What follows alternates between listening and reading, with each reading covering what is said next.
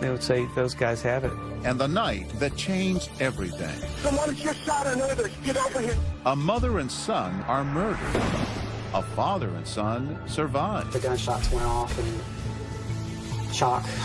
And for police, a story that doesn't add up. There were some definite indicators on the scene that something was odd. Who was behind this vicious attack? I was shouting inside, well, what if that's my fault? And could they strike again? You feel you are living with a murderer. I think everybody knows horrible things can happen, but you just don't expect it.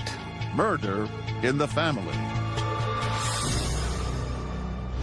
Welcome to 2020 on OWN. I'm John Quinones. The bonds of flesh run deep within a family, but sometimes things can go terribly wrong, and it can take years to uncover what triggered the collapse.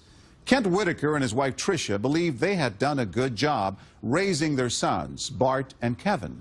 But as Mary Fulginiti first reported in 2009, a night of family celebration was about to end in bloody murder and leave Kent with a lingering question: why?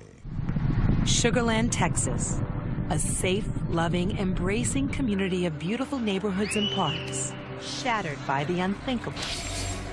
A model American family ambushed as they arrive home from a happy dinner out. Someone just shot another. A gunman shoots all four, killing the mother and one son and wounding the other son and father. One subject right now is shot in the arm. Apparently the whole family's been shot. But what makes this crime even more incomprehensible is this. The surviving son is now on Texas death row awaiting execution for masterminding the plot to murder his own family. I was the sort of, evil James Bond guy, This was your idea? It was my idea. You wanted to kill your family? I did. And he came very close to getting away with the perfect crime.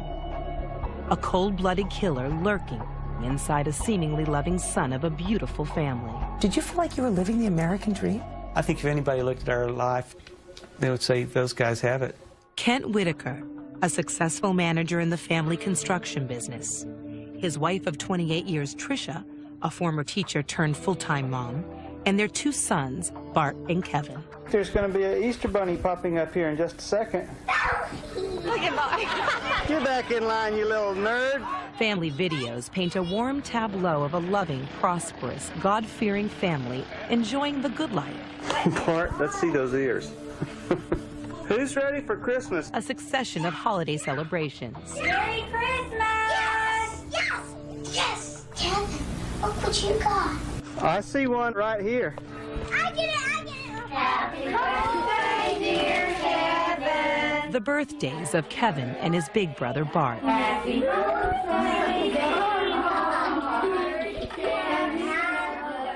He looked up to me and wanted to be me, and I thought that was so ironic because I wanted to be him. They played with each other from the time that Kevin was old enough to do it. Kevin, this one needs working too. Up until the end. They did stuff together. What was your relationship like with your parents? It was a good relationship. How about your brother?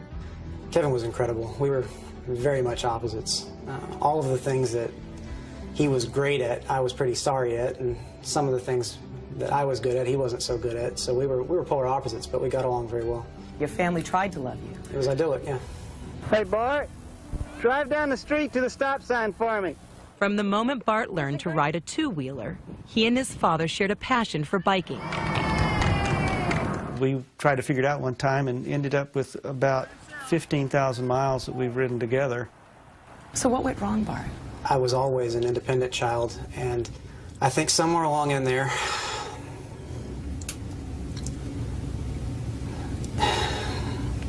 can we stop for a second? What's bothering you right now? No, just, it's all a lot thinking back on all those days. Let's say, Bart. What? I think everybody knows horrible things can happen, but you just don't expect it. I had been at church with my family eating dinner and had just gotten home, and my pager went off telling me to call the police department. Even for Homicide Sergeant Marshall Slott, horrible things don't happen very often in Sugar Land.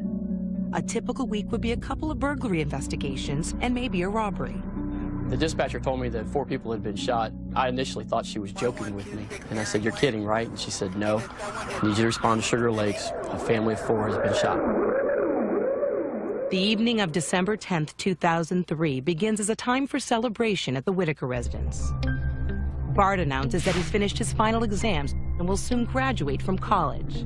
His parents present him with a very expensive Rolex watch as a graduation gift. We got ready for dinner, and we went to dinner.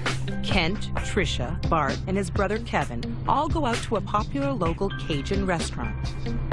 Was there laughter?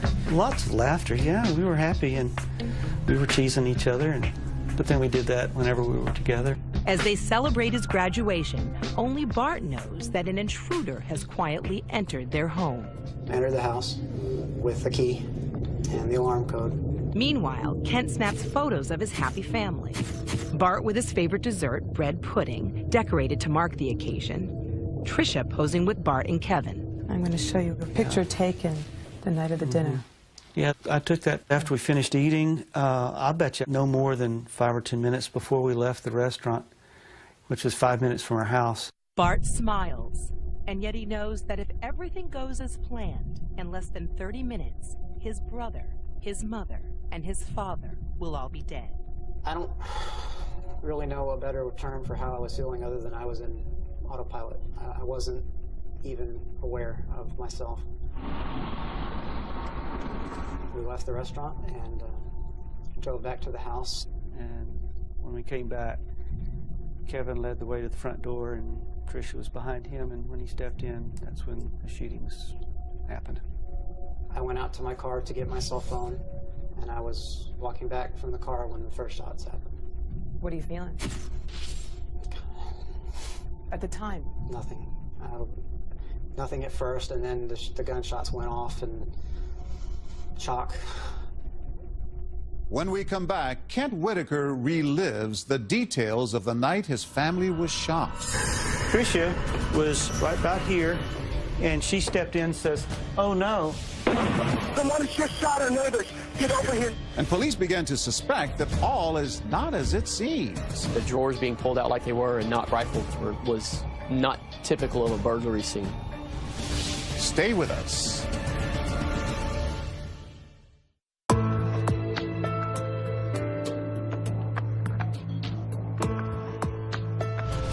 The Whitaker family has been ambushed in their home in Sugar Land, Texas. 2 are dead, 2 are wounded, and many questions remain. But as police review what happened the night of the murder, they uncover clues about one family member they at first didn't suspect. Did someone in the Whitaker family have a motive for murder? Here again, Mary Fuginiti. This is Texas Death Row. An intelligent, well-mannered young man from a model family awaits execution. You were raised by a loving family? Mm-hmm. Your mother loved you? Your father loved you? Your brother loved you? Yes? Yes, ma'am. But you still decided to kill them. I did. 23-year-old Bart Whitaker directed a plot to kill his family on the night they all went out to celebrate his graduation from college. He plays the role of the gracious man of the hour. Or does he? You're smiling in the photo. This is like a half hour before your family's going to get gunned down. What were you feeling in that photo? I was about as close to numb as a human being can get, I think. His secret murder plot unfolds as Bart expects, just as he and his unwitting family arrive home. Could have gone to the back door or the front. We came to the front. Kevin led the way, and Tricia was right behind him, and I followed her. Kent, his wife Tricia, and younger son Kevin suspect nothing, even as Bart hangs back. So Kevin opened the door, stepped inside, and I hear a loud noise. Tricia was right about here, and she stepped in and says, "Oh no," and there's another loud noise. At the time, what were you feeling? Nothing. Nothing at first, and then the gunshots went off, and shock. So I step up and look inside the house for the first time. And about that time, I get hit hard in the right chest, spun around, and I ended up lying down with my head here and my feet right here. At that point, I called out to each one of them, and the only answer I got was some quiet, wet coughs from Tricia. Oh, God, what are you thinking at this time? Oh, it's a nightmare. A neighbor hears the shots and calls 911. Someone just shot our neighbors. Get over here. I know I ran into the house. They say I ran past my dad, but I don't even remember seeing him. Play acting the role of hero, Bart runs through the house to the kitchen, just as the shooter is about to flee. He said he almost caught him. He grabbed him, but the shooters turned, fired, and he jumped sideways and got hit in the left upper arm. I do remember getting shot. I do vaguely remember making the 911 call. And what did you say? That I'd been shot. There was somebody in the house. Okay, where have you been shot at, sir? In my arm. Okay, Bart, who shot you? I don't know. That he went out the back door. I think I said that.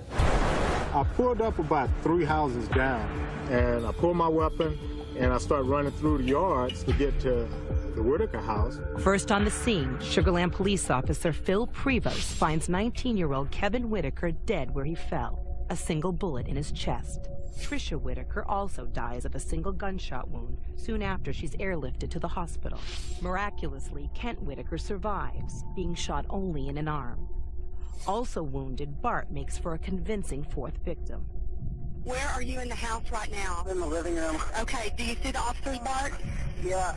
I asked him, I said, who are you? Who are you? And he said, I'm Bart. He said, I live here. This is my house.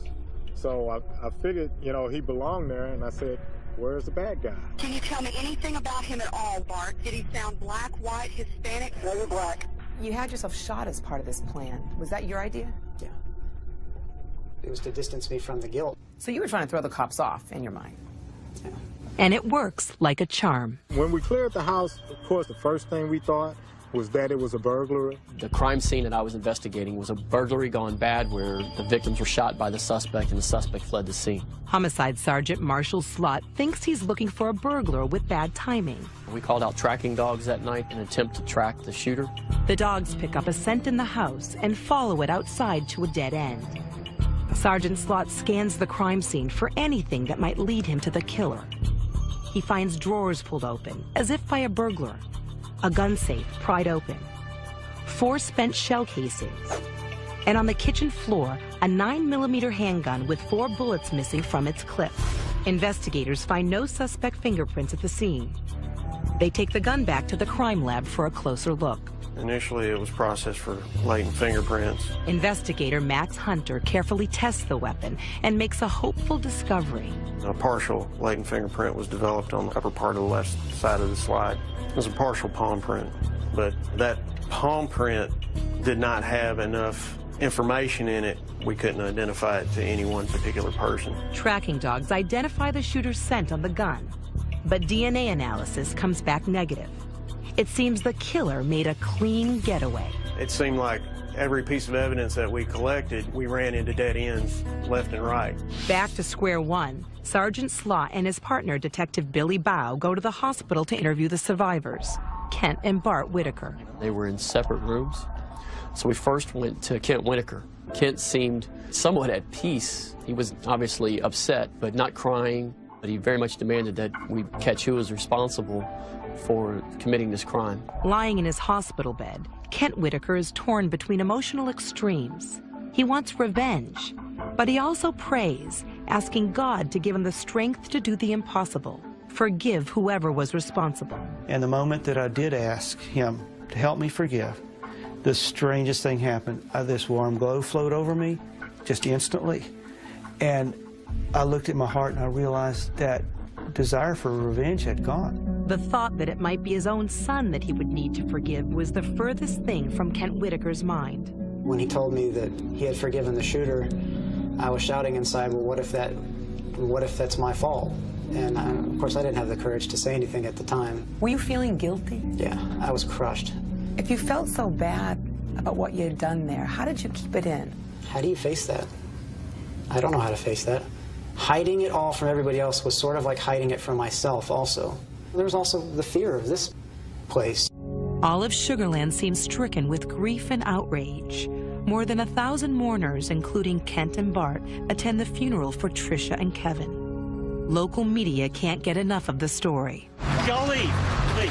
I can't tell you how many times I would wake up in that instant before you were totally awake, everything was fine, and you would think to yourself, why didn't he finish it? Now, I don't want to go through this. And when you say finish it, you mean what? I wish that the shooter had killed me too that night. With the investigation hitting dead ends, Bart has good reason to believe he's gotten away with murder. When we come back, Bart Whitaker's story begins to unravel. Bart Whitaker had not graduated from Sam Houston State. He had not even been attending the university. And a surprise witness makes a shocking claim. Hey, Bart has asked me about making plans to kill his father, his mother, and his brother. Stay with us.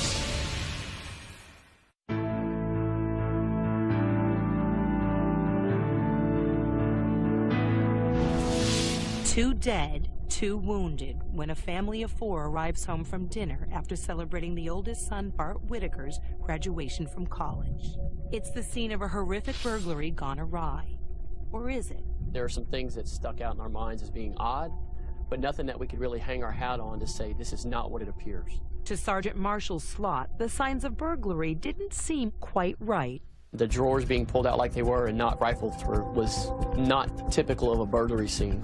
Nor was the fact that the only thing missing from the house was the wounded son Bart's cell phone. And the burglar leaves the gun, leaves all of the electronics, but takes a cell phone that we couldn't find in the scene.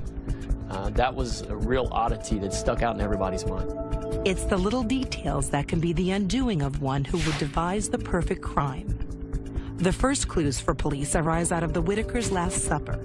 It was a celebration of Bart's announcement that he had just graduated from Sam Houston State University. But Bart Whitaker had not graduated from Sam Houston State. A tiny imperfection in Bart's plot. But it became a big crack when Sergeant Slott noticed it, buried in a story in the Houston Chronicle. He had not even been attending the university. He was listed in their records as a freshman on academic probation. In Sergeant Slott's mind, Bart is now at least a person of interest. At the time that you're celebrating this, are you enrolled in college? I don't even remember. I don't think so. You weren't graduating from college? Certainly not, no. We took that information immediately and went to Kent Whitaker first with it. At the time, Kent and Bart are still in the hospital recovering from their bullet wounds. We thought we were celebrating the upcoming graduation of our son. Did you talk about his future? He was supposed to be going to graduate school. Graduate school for what? He was going into law enforcement. And what is your reaction when you learn from the police that Bart has lied about not only graduating from college, but going to college? I realized, how could he be so stupid? I was so mad at him. I got in a wheelchair and I wheeled down to his room, and I just read him the riot act about how if he had been telling the truth, he would not be a suspect.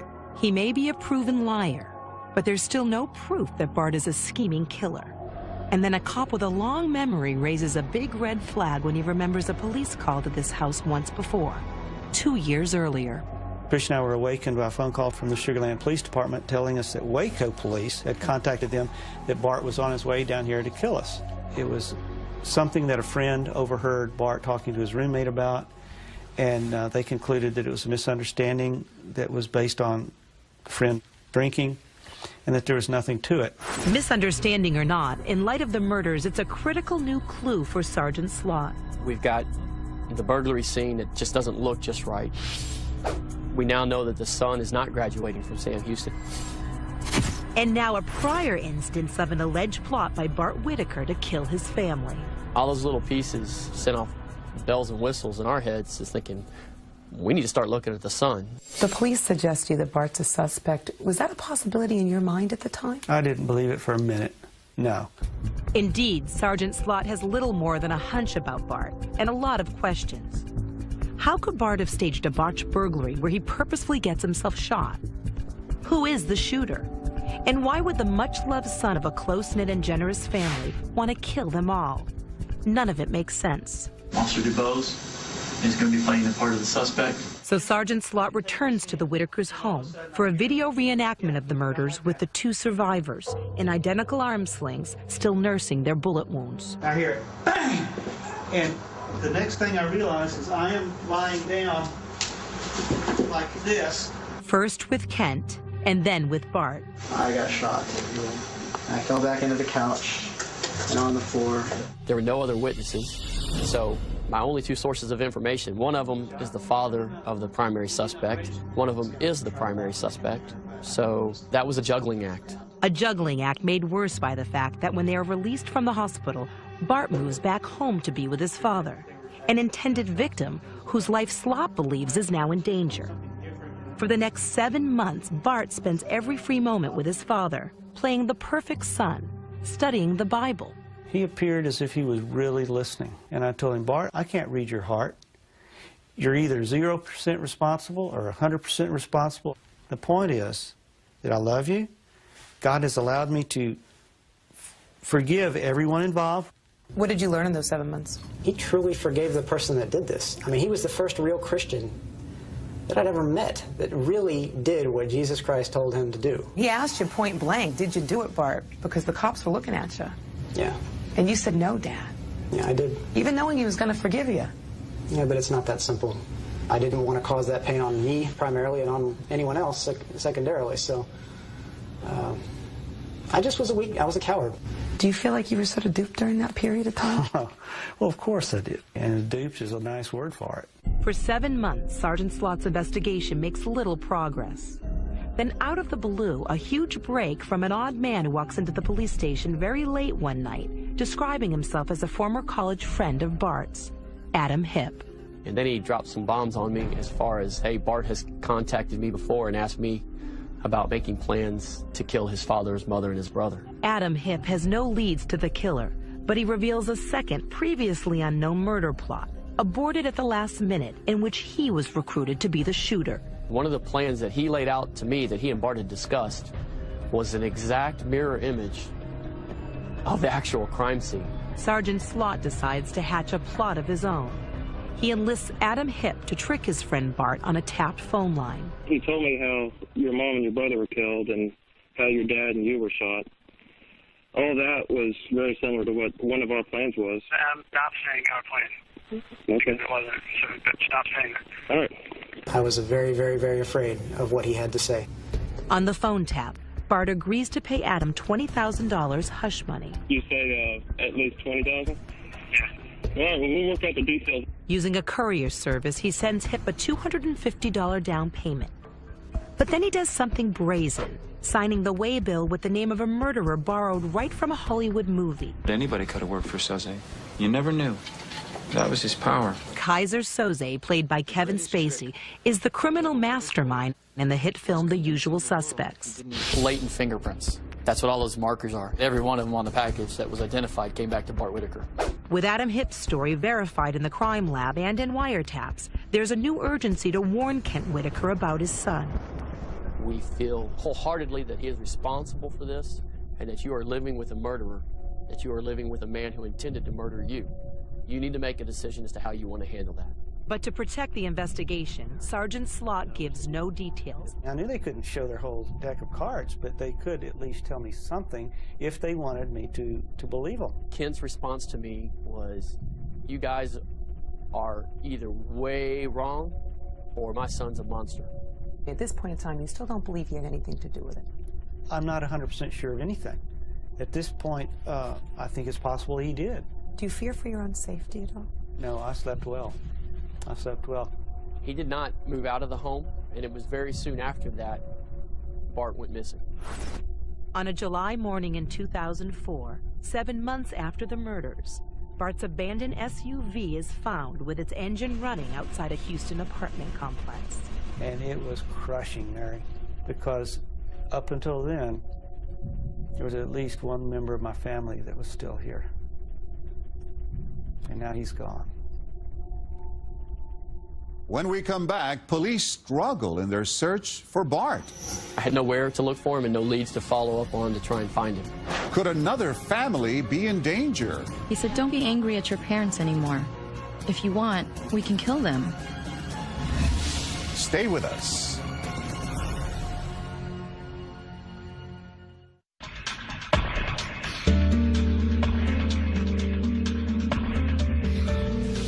Bart Whitaker is the prime suspect in the ambush of his family. Police are about to get a major break in the case, but before they can arrest Bart, they first have to find him. Once again, Mary Fulginiti. Suralvo, Mexico, a tough little town about 50 miles south of the border. It's a world away from Sugar Land, Texas. And that's just fine with the American stranger who suddenly lands here looking for work and a new identity. He caught my attention because he was different.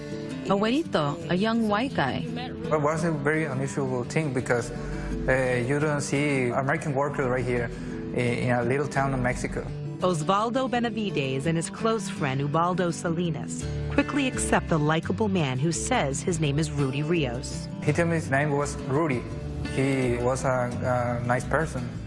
But their newfound friend is no Rudy at all. He's Bart Whitaker, prime suspect in the ambush of his entire family back in Texas. He told us he was a soldier. That was my legend down there. Bart's cover story is designed to explain the wounded left arm and erase his true identity. I was a soldier that was AWOL because I had been shot up and didn't want to go back.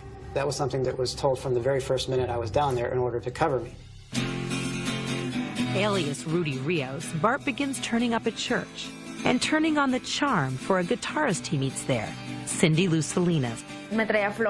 He would bring me flowers. Look, I brought you flowers. I thought he was so handsome. And I don't know, mysterious. She brings her new boyfriend home to meet her parents. He's an immediate hit. Her father, Homero, even hires him to work at the family's furniture store.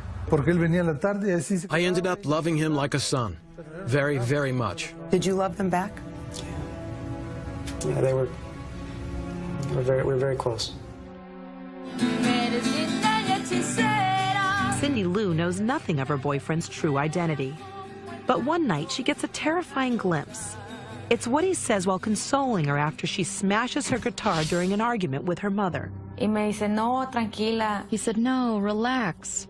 Let's fix things. He said, don't be angry at your parents anymore. If you want, we can kill them. She feels fear that night, but it makes no sense. Like Bart's father, she feels she knows him better than that. But by now, even Kent Whitaker is beginning to believe the worst. When he ran away, it kind of kicked the third leg out of the stool, that he must actually have been involved. By that point in time, I'm thinking it's pretty hard for me to extend any potential arguments against it. Sugar Land homicide detective Sergeant Marshall Slott needs no convincing. But more than a year after the murders, he still has no physical evidence, no clue who fired the murder weapon, and no idea what happened to Bart Whitaker. I had nowhere to look for him and no leads to follow up on to try and find him. So that was disappointing at times. He scours Bart's SUV and townhome at a country club north of Houston, where Bart lived while he was pretending to be in college. All to no avail. He interviews Bart's roommate, Chris Brashear, and a close friend who lives 2 doors down, Steve Champagne. The investigation is cold until... Almost 2 years after the crime occurred, Stephen Champagne called me. In the biggest break of all, it turns out the neighbor, Steve Champagne, has a conscience, and it's eating at him. He has a terrible secret, and a confession to make that involves both he and Bart's roommate, Chris Brashear. When they came in the house, Chris was to shoot them all.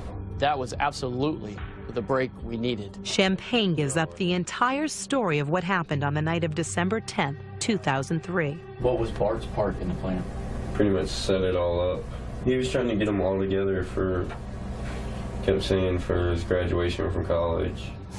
We got ready for dinner, and went to dinner. And Stephen followed us in the car to make sure that we went there. How did you know which restaurant? Bart had told me before they left. As the Whitakers unknowingly celebrate Bart's bogus college graduation, Steve Champagne watches from the parking lot. Meanwhile, Bart's roommate, Chris Brashear, hides in Bart's SUV outside the Whitaker home. At that point, Chris got out of the vehicle and entered the house with the key and the alarm code. Did you see them leave, Papa Doe? Well, yeah. So then I pretty much followed them home. They pulled in the driveway, and I just kept going. So around the block, behind, like 1 block over. And that's where you stopped and turned off the car and waited about a minute? Right.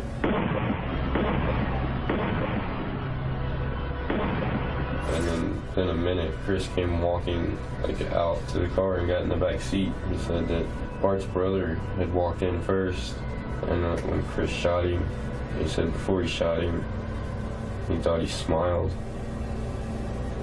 And then Chris shot his mom, and then shot Bart's dad in the shoulder. And then he acted like he wrestled around with Bart and shot Bart in the shoulder. Unaware of Champagne's confession, Chris Brashear agrees to an interview, but quickly becomes very uncomfortable. I'm just gonna go. Is that sure. right? There's the door. To Sergeant Slott, Steve Champagne's confession yields the one thing that links this trio to the crime. He mentions a key piece of evidence that only the police know about. A single glove dropped by the shooter and found beside Bart's SUV. We knew about the missing glove, and obviously we had this glove in evidence already. So everything fit together just based on one small piece of evidence. But Sergeant Slott still has no physical evidence to link Bart to the murders until now. Stephen Champagne explained to me that he and Chris Brashear had thrown items from the crime scene into a bag and thrown that off of a bridge that runs over Lake Conroe near Bart's townhome in Willis. Sergeant Slott describes sending a dive team to the lake. It's a long bridge, but on their third attempt, divers come up with a duffel bag. It was back over here underneath the bridge, between the third and fifth pylon in that general area, in about 20 foot of water. In the soggy bag, a treasure trove of decomposing evidence. It's a windfall for Crime Lab investigator Max Hunter, beginning with an innocuous-looking plastic water bottle. You just go around the rim of the bottle.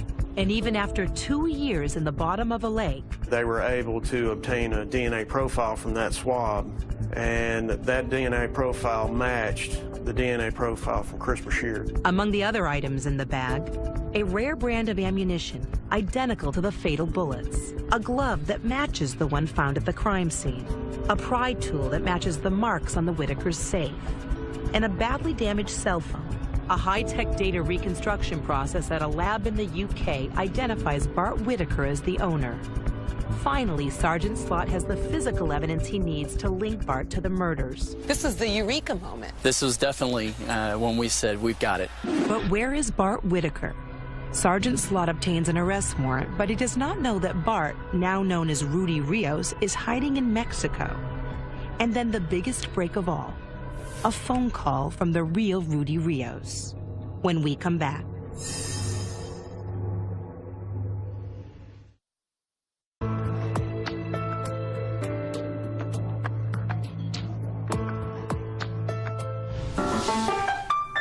How does a seemingly normal, fun-loving boy raised in a beautiful home by caring parents What is that thing? Whoa! turn into a scheming monster who would direct the bloody ambush of his own family and even take a bullet in the arm to make himself look like a victim? Take one. As ominous as this childhood game may seem today, no one could have predicted it would happen for real years later in the same room of the same house. Someone has just shot our neighbors. Apparently the whole family's been shot. So what went wrong, Bart? Can we stop for a second? I don't know where it started. Bart Whitaker may be at a loss for words, but Sergeant Marshall Slott is not. How do I reconcile what Bart did to his family? I'm only left with the conclusion that Bart Whitaker is a sociopath, a true sociopath. And back in the summer of 2005, he's also worried because Bart is missing and Sergeant Slott is convinced he could kill again. Unknown to the police, Bart is hiding in Mexico under the alias Rudy Rios, has charmed his way into a new family and talked about killing them. Vamos a arreglar las cosas. He said, don't be angry at your parents anymore. If you want, we can kill them. Cindy Lou Salinas is scared, yet unaware that the boyfriend she knows as Rudy is a fraud with experience directing a plot to murder his family, which today he astonishingly describes as a game. Bart, do you feel like you have a conscience? Yeah, absolutely. That whole plot, it was always I hesitate to use the word game because people love to take what I say and twist it, but it was sort of like a game of chicken between me and the other guys. Who flinches? Did you feel any guilt? Did you feel any shame? I wasn't feeling much of anything, but yeah, it was there. It was just on a level that I wasn't paying any attention to. He seems singularly without remorse and without even the beginnings of remorse. A classic sociopath, says psychiatrist Dr. Edward Hollowell of the Hollowell Centers in New York and Boston. When he says he feels remorse and he feels guilt and he feels shame, you don't buy it. I don't. I was struck in the interview that he showed almost no emotion. It was almost like he was mouthing the words. It was chilling. I was just blown away. Here's this young man who's done about the worst thing a person can do, and it's as if he's talking about the weather. That observation is confirmed in the confession of getaway driver Steve Champagne. Did you ever see any signs of remorse in Bart? No. And it gets worse.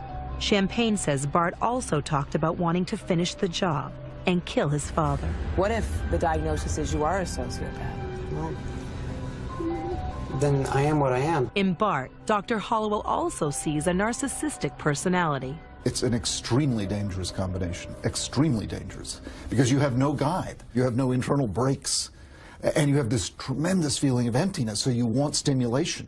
You want to somehow feel alive. And the normal things that make people feel alive, love, attachment, bonding, that's all gone. I mean, having these fantasies of murdering your family, I mean, well, he had to go to that length to feel alive. Finally, in September 2005, the climax in a long string of unsolicited witnesses, hard police work, and some good luck comes in the form of a phone call. It's the real Rudy Rios, and he has the final answer to Sergeant Slott's last big question. Where is Bart? I know where he's at because it's my family that's taking care of him. A busboy at a country club near Bart's home, Rudy Rios tells the police he sold his identity to Bart and helped him escape to Mexico for a couple of $1,000s. Now he's prepared to sell out his friend for a $10,000 reward from the police. But if there's a reward, I'd turn his head in. I'm thinking this is the break we need. When Rudy Rios gave me this information and it seemed to check out, I was ecstatic. Bart Whitaker is arrested in Mexico without incident, having harmed no one during his time as a fugitive. And on the road back to Sugar Land, Sergeant Slott has only one unanswered question for his prisoner. The only thing I really want to know at this point is, how did you get all of these people to do such horrible things for you? And Bart responded to me that it was easy. All he had to do was give them what they wanted. What was y'all's benefit for doing this? Like I said, Bart said his family was worth a lot of money. He said he would give us millions of dollars. That was motivation for them. It was never about that for me. I didn't care about money. I had plenty of it. He talked them into it, so he had this amazing ability to inspire, persuade, cajole, to do something absolutely not in their self-interest. I mean, to do something crazy. You planned to have your family killed not once, right? I believe there were 3 separate occasions. You really wanted them dead. Yeah. You even got caught once, right? And you still went through with it. But why, Bart? I mean, this is the question that everybody wants to know. Why? The 15-second soundbite answer is I wanted revenge for being alive, and I blame them for that. I blame them for who I was, instead of blaming me. You blame them even though the evidence points that they really loved you and nurtured you and tried to give you everything that they could possibly give you. From a materialistic standpoint, yeah. Well, your mom lived for you and for Kevin. Yeah, but we didn't really connect on that level. Did you not connect because you couldn't feel it? I don't know. I think he really believed that who we were loving was someone that didn't exist, and that he was hiding behind a mask so that we would never find that out. Now, back in Sugar Land, Texas, Bart Whitaker has his day of reckoning with his sole surviving victim, his father, Kent.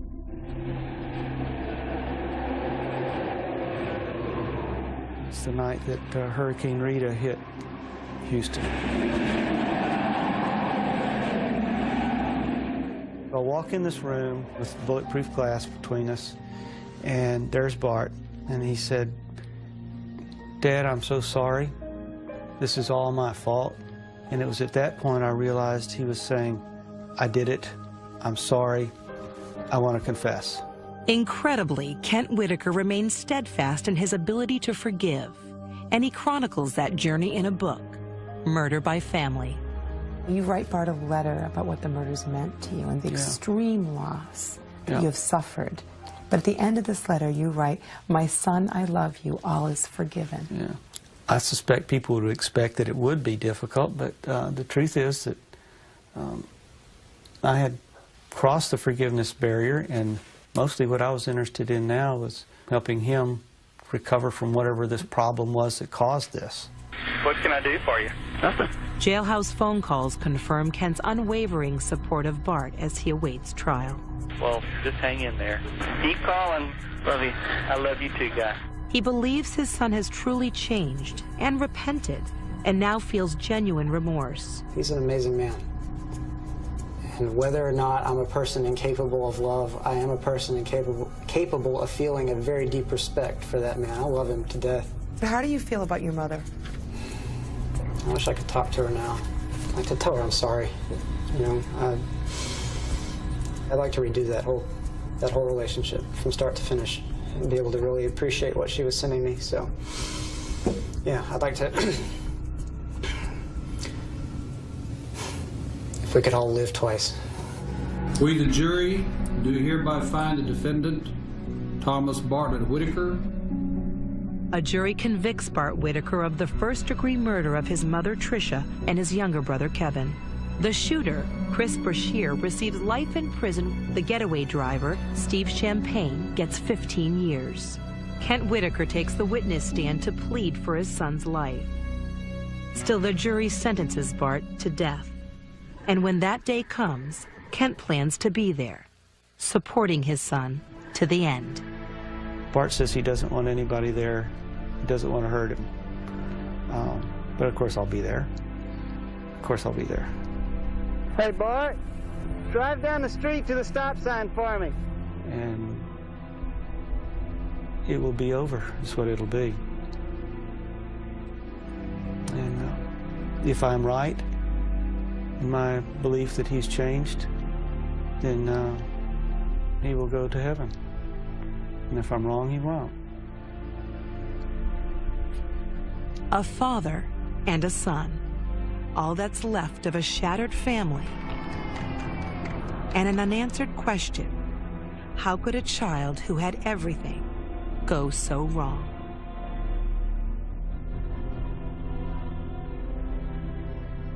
The Texas Court of Appeals has upheld Bart Whitaker's death sentence, and as of 2014, all of his appeals have been denied. He remains on death row. His father, Kent, continues to visit him in prison. Chris Brashear will be eligible for parole in 2035. Steve Champagne is due to be released in the year 2020. I'm John Quinones. Please join us next time for another edition of 2020 on OWN. Yeah.